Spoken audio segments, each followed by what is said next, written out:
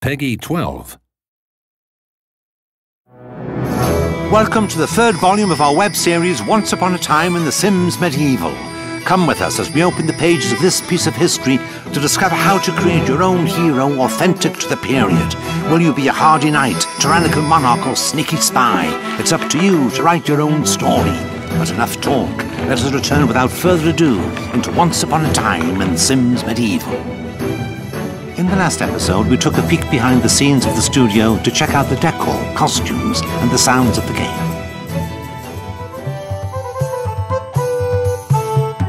Now let's talk about the most fundamental element of all in your game, your hero.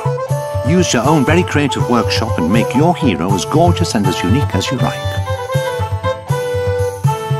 In a couple of mouse clicks, it's possible to entirely transform your character's appearance, hairstyle, facial features, body shape, and of course, outfit. But the most important decision is how to choose two defining personality traits out of the many available. You might choose to make your hero brave and alluring, but nothing's to stop you from making him or her egotistical or Machiavellian instead. My name is Samantha Lau. I am the Senior Product Manager for The Sims Medieval. The traits themselves range from the obvious traits, such as the chivalrous, adventurous, and scholarly traits, to the not-so-obvious traits like the whale ate my parents traits. These traits come with unique actions, wants, and needs that will really make the Sims come to life and have distinct and unique personalities. But every hero has a fatal flaw in The Sims Medieval, and yours is no exception. Choose wisely because it will influence the whole game. Hi, my name is Rachel Bernstein. I'm the senior producer for The Sims Medieval. The fatal flaw is actually something that can make it harder for your Sim to be successful in the world. So for example, your Sim might be a drunkard. A drunkard might not get any work done and be in constant search for alcohol, whereas a workaholic might get all of his work done but be in constant poor health due to lack of sleep. Each trait and flaw will need to be dealt with differently, and you'll see very different results depending on which ones you've chosen.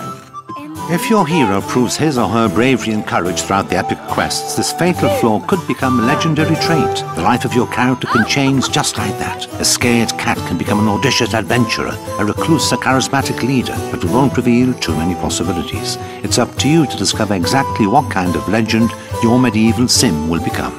I'm Cohen, Senior Marketing Director for The Sims Medieval. You'll discover some features that feel like RPG features. And those features are things like quests, combat, crafting.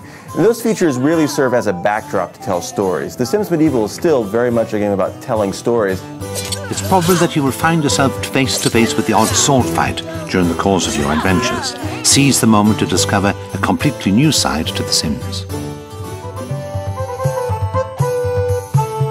At the same time you're questing, you are worrying about your Sims' day-to-day lives, what their responsibilities are, what their jobs are, who they have relationships with. So you're constantly managing their day-to-day functions. Your Sim might become the biggest legend in the land, but he better not forget his jobs. It's up to you to choose to do them or not, but better be prepared to suffer the consequences if you don't. The inhabitants of The Sims Medieval don't like people who don't do their jobs. If the physician isn't handing out enough potions to the sick, or the blacksmith not forging armor fast enough, then one of the characters might well find himself in the stocks in the village square, under fire from rotten tomatoes. And then even more severe, they could be pushed into the pit of judgment, where a monster awaits. And if the Sim is quite strong in combat, the Sim might be able to crawl his way out of that hole. However, most Sims will not. Most Sims who enter the pit of judgment will never return.